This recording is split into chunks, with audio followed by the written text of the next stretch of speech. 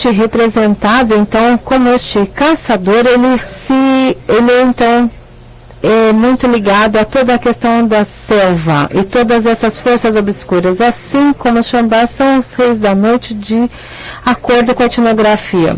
À noite, todo o país, então, se assemelha à selva, à escuridão, a pessoa não consegue se movimentar, a noite é o perigo, mas ele, o rei, ele então governa mesmo à noite, ele não dorme.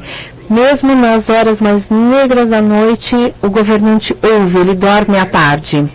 Esta função de proteção invoca, então, outro aspecto bastante que parece contrário deste reinado, os benefícios que ele confere às pessoas, uma vez que ele se está no poder, enfrentando todos os perigos. A sua violência, então, se volta para o enaltecimento do reino, mesmo que seus poderes, então, que eles tragam ordem, justiça, segurança e prosperidade, assim como artes da civilização, como a metalurgia, ou seja, aquela missão civilizadora. Balandier fala então da soberania desse fundador do Congo, Veni, como contraditório e ambivalente, e mesmo que ele tenha então esses dois lados desses reis estrangeiros na África, aquele lado terrível e aquele que dá benefícios, mas é o primeiro que dá condição da possibilidade do segundo. Dessa maneira, a capacidade do rei para constituir uma nova ordem, que é uma consequência então da sua capacidade de violar a antiga. Suas transgressões iniciais o colocam acima da sociedade, mesmo alienado dos seus demais, dos seus próximos, mas ele é mais forte que a sociedade e consegue então recriá-lo. Um análogo no contexto indo-europeu, Dumézil chama isso então de uma violência criativa, pois ela então envolve, ela dá autonomia aos assuntos do Estado, aquele rei e aos seus sucessores. De acordo com isso, então essa natureza escura nunca se extingue.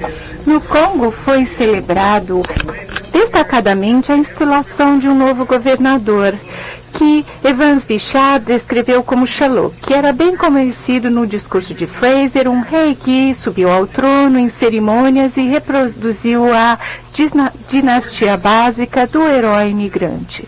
Os relatórios então prosseguiram, incluindo o assassinato ritual do novo rei, mas também eles incluíam o casamento obrigatório do governante com a filha do chefe aborígene. Ela tornou-se raiz e, mesmo com o seu pai, que era o dono da terra, ela reteve o controle espiritual permanente nessa nova administração. Assim por diante, Vem pôde conquistar a terra e ele teve que se submeter àquele novo governo e com isso não havia concorrência do chefe nativo. Então esse aspecto contratual da transferência do governo, a sua legitimidade e a sua usurpação. Tomado por essa doença debilitante, o chefe, ele tenta buscar uma cura. E o príncipe, ele é reconhecido pela prioridade do que é mais velho o avô do reino. Então, como os donos da terra nativa tinham mantido a sua função de declarar os sucessores daquele rei que morreu, eles transferiram a soberania para eles. Então, com a instalação do Congo, houve um momento que significa semelhantemente a sua domesticação, ou seja, a sua transformação de conquistador masculino para o seu nutridor feminino. Em muitos lugares nós temos pendentes nos seus pescoços e aquilo que chamamos de samba.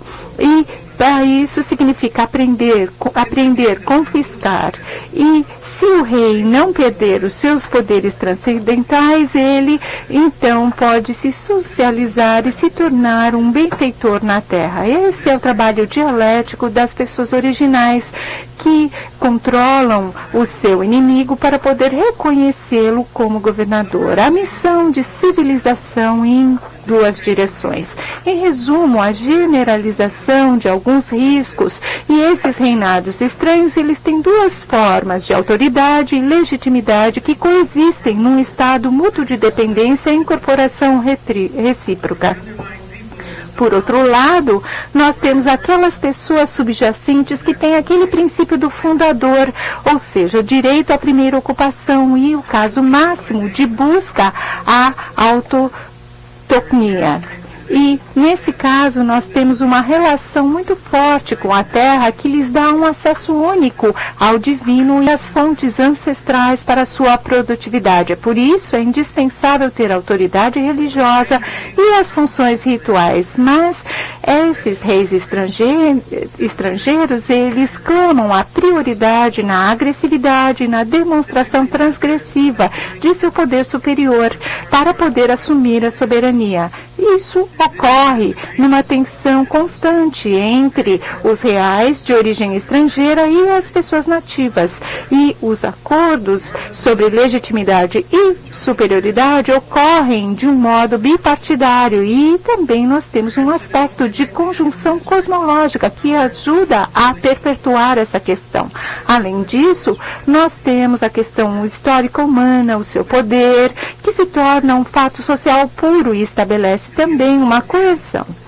E os governantes estrangeiros, eles são as pessoas nativas e, de algum modo, eles buscam uma relação mais abrangente entre o celestial e o terrestrial, o mar e a terra, o selvagem e aquele que é domado, as colonizações. E isso é importante para aqueles que têm os aspectos respectivos divinos. E nós vemos isso em constituições culturais em toda parte. A união, que também é a combinação do elemento masculino e feminino, que nos dá a elevação da sociedade como uma totalidade cósmica autoproduzida e uma unidade cosmogônica. No plano humano, especificamente, o mesmo ocorre no casamento legendário do estrangeiro com poderes divinos e a princesa nativa, que resume a oposição da linha de dinastia que se inicia. Então, uma união proveitosa socialmente e sexualmente entre pessoas diferenciadas. E o casamento demonstra o princípio de aquisição da alteridade ou da diferença, que é a condição muito importante de fertilidade e identidade. A aquisição de alteridade é uma condição tanto da fertilidade como da identidade. No capítulo antropológico básico, que volta à questão de Levi-Strauss e também Edmund Leach, a unidade é constituída por e pela complementaridade e, além disso, nós temos aquela autonomia buscada. Deste modo, esses argumentos que eu busco nesse papel, eles mostram a incorporação social, a distribuição de poderes de vida externa e a forma elementar da política, ou da vida política, em relação a alianças maritais e também o arquétipo experimental. Mas, especialmente, nós temos aquela política com base no rei estranho, que desenvolve expressões nesses princípios. Além disso, os parentes e casamentos consanguíneos, todas são recursos críticos de reinado de estranhos, todos os atributos de hierarquia, temporalidade, conflitos, que dão vida e tiram a vida, que já estão presentes nas relações complementares de casamentos externos para casamentos consanguíneos. Dessa forma, é como eles dizem, toda a política é local. De um modo bastante paradoxo, eu também diria que as fontes de poder político são formadas de modo geral e são estrangeiras, ou seja, dentro dos domínios do Estado e além da comunidade autogovernante. Então, há forças inevitáveis que geram essa morte genérica de ancestrais e também criaturas que personificam recursos divinos e terrestres e são sujeitos extraordinários e agentes que controlam o destino humano fora do espaço de controle humano. Ou seja, mais precisamente, essa falta de controle se traduz como estar sendo fora do espaço. E falando sobre o supernatural, eu digo supernatural porque esse nome supõe os conceitos etnocêntricos de natureza e natural. No mundo autônomo de material, relativo à alma ou em relação à extensa cartesiana, esses conceitos etnocêntricos não são pertinentes à pessoa ou são envolvidos em uma sociedade cósmica de sujeitos interativos, incluindo a variedade de seres não humanos com sua consciência, alma, intencionalidade e outras qualidades